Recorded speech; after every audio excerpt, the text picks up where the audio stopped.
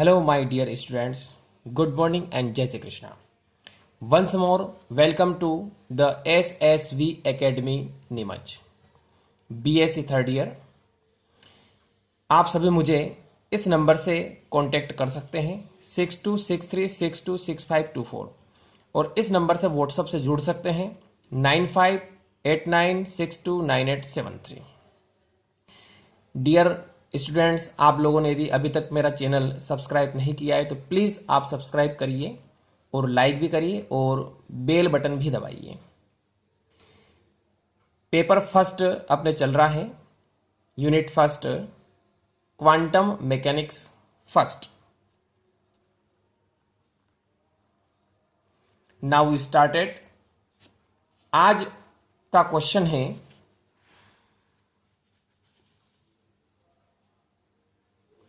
IMP question ले रहे हैं अपन आज। What is wave packet? तरंग पैकेट क्या है? फाइंड इट्स इक्वेशन, इसका समीकरण ज्ञात करना है। ये अपना आज का क्वेश्चन है। अब अपन स्टार्ट करते हैं कि तरंग पैकेट होता क्या है। देखिए, सबसे पहले जो अपन लास्ट में पढ़ चुके हैं डी ब्रोगली के बारे में। According to de Broglie, a wave is associated with each moving particle। यानी डी ब्रोगली के अनुसार एक वेव यानी एक तरंग एसोसिएटेड यानी जुड़ी हुई रहती है विद इच मूविंग पार्टिकल, प्रत्येक गतिशील कण के साथ। यानी प्रत्येक गतिशील कण के साथ एक तरंग जुड़ी हुई रहती है। अपन पहले भी पढ़ चुके हैं। सपोज एक जैसे एक पार्टिकल है, ये एक मूव करता है v वेलोसिटी से, तो लास्ट वीडियो में पढ़ चुके हैं कि इसके साथ एक वेव अर्थात एक तरंग है जो जुड़ी हुई रहेगी। ये पार्टिकल का मास हो गया m। तो ये था डी ब्रोगली थ्योरी। अब ये जो इसकी जो वेवलेंथ रहेगी वो वेवलेंथ का इक्वेशन ये अपन पहले प्रूव भी कर चुके हैं। लेमडा इक्वल टू h/p या h/mv। p की जगह क्या लिख दिया अपनों ने? m लिख दिया है। m यानी मास और v यानी वेलोसिटी पार्टिकल की। क्लियर है यहां तक? आगे देखते हैं अपन। यूज ऑफ दीज इक्वेशंस, यानी इन इक्वेशंस का अपन यूज करते हैं। E equal to h nu, ये कौन सा है? प्लांक का क्वांटम सिद्धांत। E equal to mc square, Einstein का द्रव्यमान ऊर्जा तुल्यता संबंध, यानी एनर्जी मास इक्विवेलेंट इक्वेशन। इन दोनों में LHS इक्वल है, RHS इक्वल कर लेते हैं। h nu equal to mc square, यहां से न्यू निकालते हैं।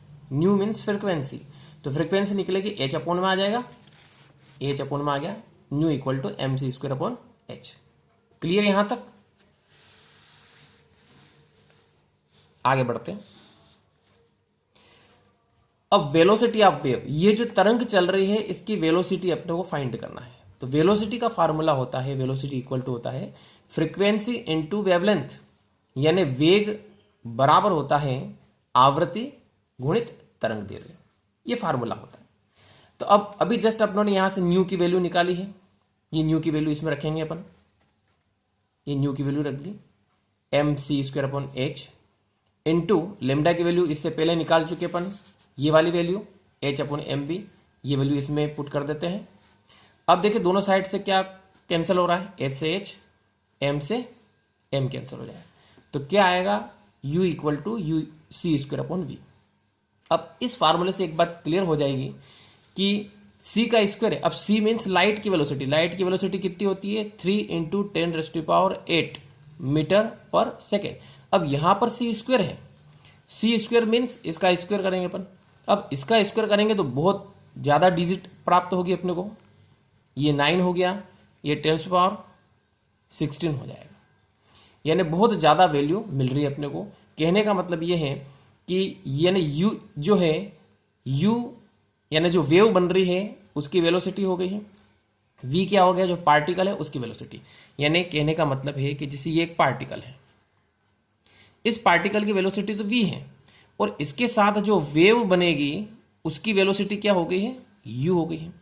तो यहां पे अपन देख रहे हैं कि u जो है यानी वेव जो तरंग बन रही है उसकी वेलोसिटी पार्टिकल की वेलोसिटी से ज़्यादा है। क्लियर? यानी ये जो वेव तरंग बन रही है इस तरंग की स्पीड इस पार्टिकल की स्पीड से ज़्यादा है। साथ में एक बात और क्लियर हो रही है कि u is very very greater than c, यानी ये जो वेव बन रही तरंग बन रही है इसकी चाल प्रकाश की चाल से भी बहुत ज़्यादा है। अब आप सोचो, आइंस्टीन का आपेक्षिकता का एक सिद्धांत है, उसके अनुसार क्या होता है कि किसी भी पार्टिकल जो होता है उसकी चाल प्रकाश की चाल से कभी भी ज़्यादा नहीं हो सकती है। क्लियर? तो अब यहाँ पे ये प्रॉब्लम आ रही है कि अब आप ध्यान से देखिए, जैसे एक पार्टिकल है v वेलोसिटी से मूव करता है, अब इसके साथ वेवलेंथ बनेगी, एक तरंग बनेगी इस टाइप से। ये तरंग u वेलोसिटी से आगे बढ़ रही है। अब यहाँ पे अभी अपने क्लियर हुआ है कि u जो है is very greater than v, यानी इस वेव की जो स्पीड रहेगी वो पार्टिकल की स्पीड से बहुत ज़्यादा रहेगी। अब इसका मतलब तो ये हुआ है कि ये वेव आगे निकल जाएगी, वेव आगे निकल जाएगी और पार्टिकल क्या होगा, पीछे रह जाएगा। यानी इसको अपन इस प्रकार से क्लियर कर सकते हैं, वेलोसिटी ऑफ दिस वेव, यानी इस तरंग की जो चाल होती है, इस तरंग की जो चाल होगी is greater than particle velocity. ये अभी जस्ट पढ़ा देखो अपनों ने, u is greater than v, यानी velocity of this wave is greater than particle velocity, यानी इस तरंग की जो चाल होगी वो पार्टिकल यानी कण की चाल से भी ज़्यादा होगी, and also greatest than light velocity, और यहाँ तक कि प्रकाश की चाल से भी क्या होगी, बहुत ज़्यादा होगी। अब ऐसा होगा तो क्या होगा, इन दिस वे, इस प्रकार the particle will be left behind, will be left behind, मतलब पार्टिकल पीछे रह जाएगा। यानी कहने का मतलब ये है कि जब ये तरंग जो वेव बन रही है ये बहुत फास्ट चलेगी तो पार्टिकल तो पीछे रह जाएगा और वेव क्या होगी, आगे निकल। अब आप ध्यान से देखो कि ये पार्टिकल है और इसकी वेव आगे निकल गई। अब ऐसा कभी हो सकता है कि पार्टिकल तो बहुत पीछे रह गया और उसकी जो वेव बन रही है वो बहुत आगे निकल गई है। तो यहाँ पे एक तरह से डिफिकल्टी आ रही है। अब प्रॉब्लम ये आ रही है इसका सॉल्यूशन कैसे निकाला जाए। तो देखिए इसका सॉल्यूशन कैसे निकाला गया।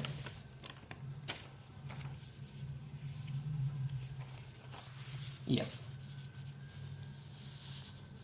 ये देखिए, टू रिमूव दिस डिफिकल्टी, यानी इस समस्या को सोल्व करने के लिए श्रोडिंगर नामक एक साइंटिस्ट आया।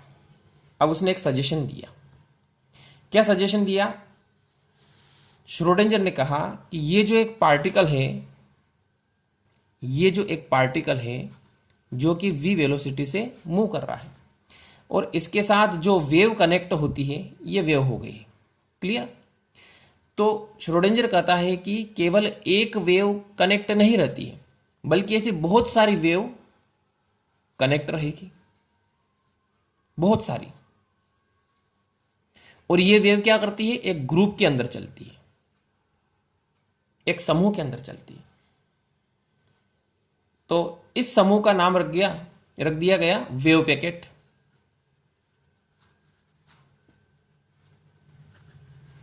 वेव पैकेट मीन्स तरंग पैकेट। देखो नाम से आपको पता चल रहा है पैकेट किसके लिए यूज किया जाता है। पैकेट मतलब एक डिब्बा हो गया, एक तरह से मुझे समझ लो कि एक डिब्बा हो गया है, इसके अंदर बहुत सारी वेव्स, बहुत सारी तरंगे भरी हुई है। क्लियर? तो श्रोडिंगर ने यह बताया कि पार्टिकल के साथ केवल एक तरंग, एक वेव जुड़ी हुई नहीं रहती है बल्कि बहुत सारी तरंगे जुड़ी हुई रहती है। देखो इंग्लिश में कैसे एक्सप्लेन करेंगे इसको। टू रिमूव दिस डिफिकल्टी, यानी इस डिफिकल्टी को दूर करने के लिए श्रोडिंगर ने सुझाव दिया that a wave packet is associated with etch moving particle, यानी प्रत्येक गतिशील कण के साथ एक वेव पैकेट जुड़ा हुआ रहता है, एक तरंग पैकेट जुड़ा हुआ रहता है। नॉट अ सिंगल वेव, न कि एक अकेली तरंग, यानी एक अकेली तरंग नहीं होती है। क्या होता है, but many waves in the wave packet, यानी वेव पैकेट में बहुत सारी तरंगे आ जाती है। मतलब सीधी सी बात अपन कहें कि डी ब्रोंगली ने तो क्या कहा था कि केवल एक वेव कनेक्ट रहती है, जबकि श्रोडिंगर ने क्या कहा कि नहीं, एक नहीं, बहुत सारी तरंगे एक जुड़ी हुई रहेगी, बहुत सारी तरंगें जुड़ी हुई रहती है और ये सभी तरंगें मिलकर के एक समूह, एक ग्रुप बनाती है। उस समूह या ग्रुप को कहा जाता है वेव पैकेट यानी तरंग पैकेट। तो क्लियर हो गया तरंग पैकेट क्या होता है। तरंग पैकेट का मतलब ये होता है कि एक ऐसा पैकेट जिसके अंदर बहुत सारी तरंगें आपस में मिक्स है और आगे की तरफ वो चल रही है।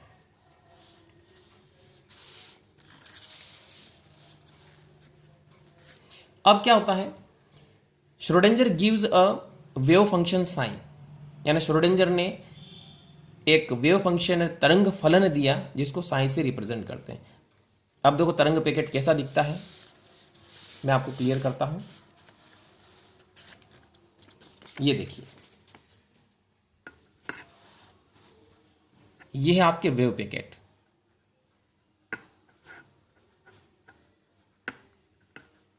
यानी तरंग पैकेट।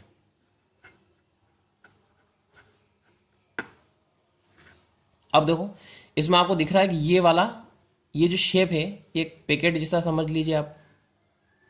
ये अंदर बहुत सारी वेव्स अब आपको दिख रही है, ओनली वन है, ओनली वन नहीं है। ये यहां से यहां तक वन वेव हो गई, यहां से यहां तक सेकंड हो गई, यहां से फिर थर्ड हो गई।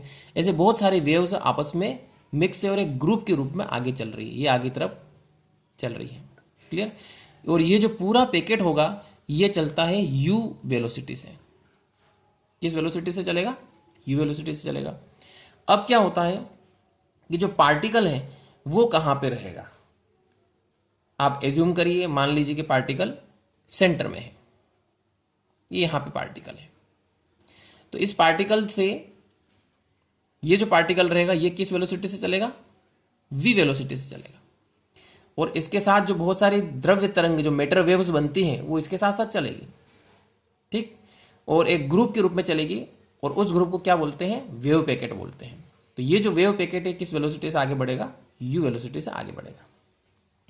अब इस वेव पैकेट के लिए अपने को इक्वेशन फाइंड करना है। क्लियर हो गया है। क्वेश्चन में क्या था कि वेव पैकेट क्या होता है, तो वेव पैकेट के बारे में अपने डिटेल में पढ़ लिया है। अब इसके लिए जो इक्वेशंस है वो अपन फाइंड कर रहे हैं। देखिए स्टार्ट करते हैं।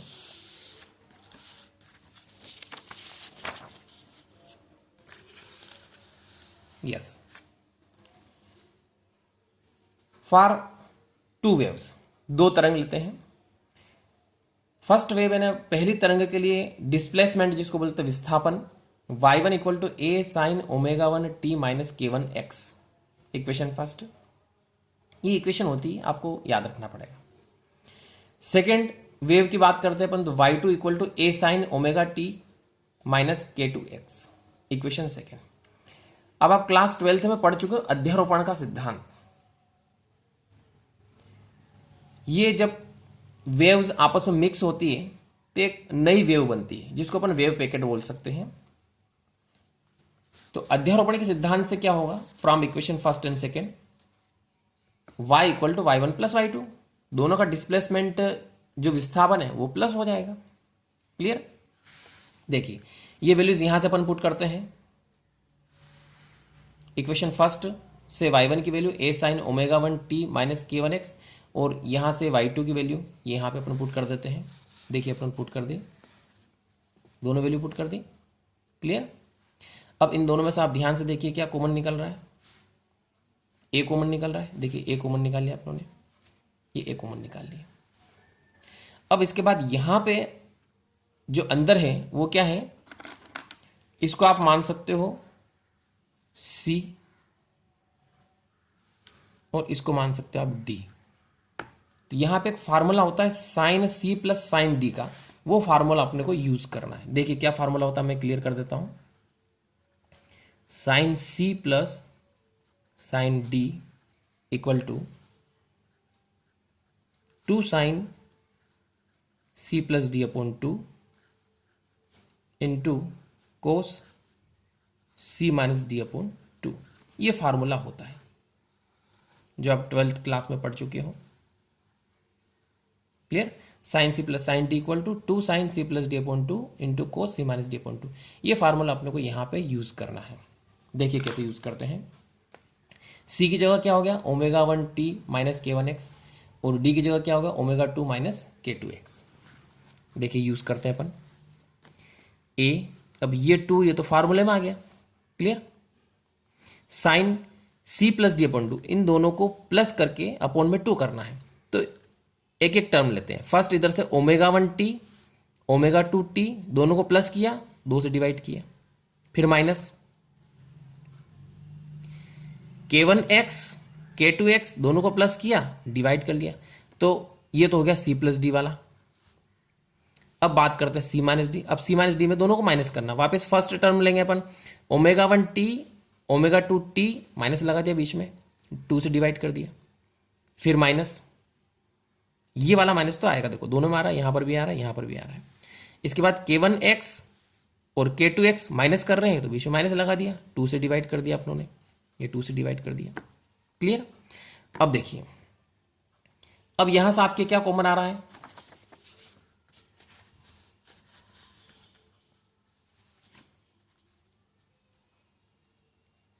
टू आगे लिख दिया अपनों ने। देखिए साइन, इन दोनों में से टी कॉमन आ रहा, देखो omega 1 plus omega 2 upon 2 into T, ये टी कॉमन निकाल लिया। अब यहां से भी वापस k1 प्लस k2 अपॉन 2 और यहां से कॉमन निकाल लिया अपनों ने x, क्लियर, इंटू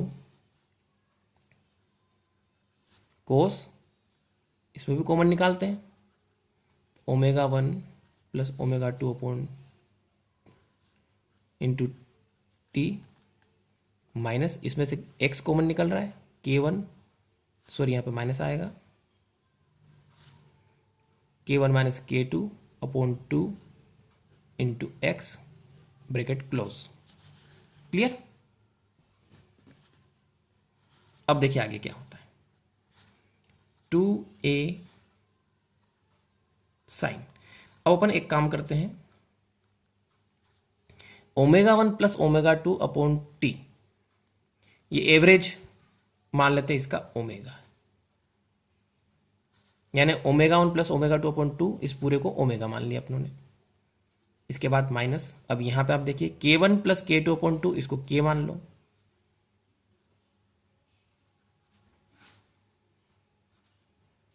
इधर से देखते हैं अपन,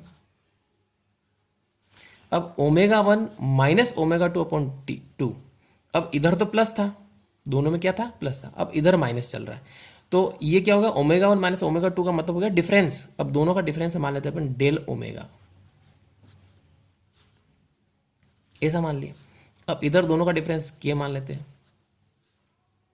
into x, is that clear. अब इसको अपन इस टाइप से लिखते हैं, देखो 2a, इसको पहले लिख लो,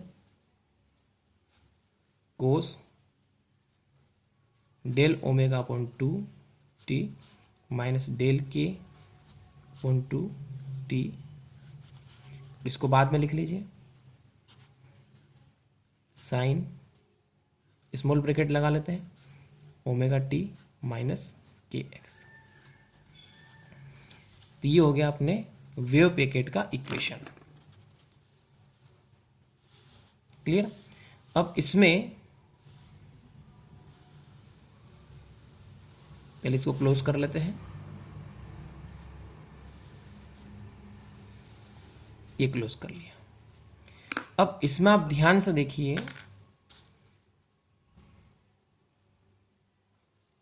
2a को छोड़ के ना, 2 और ये टर्म्स और ये टर्म्स अलग हो गए। अब देखो इसका अपन कंपेयर करते हैं,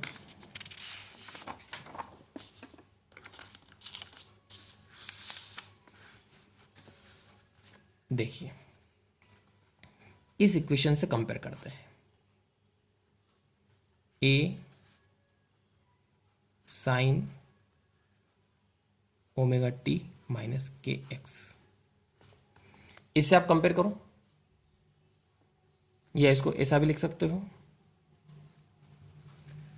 हाँ यस, कंपेयर करेंगे अपन। तो देखिए आप साइन ओमेगा टी माइनस के एक्स, ये तो ऐसा कैसा है, ये वाला टर्म है, पूरा दिख रहा।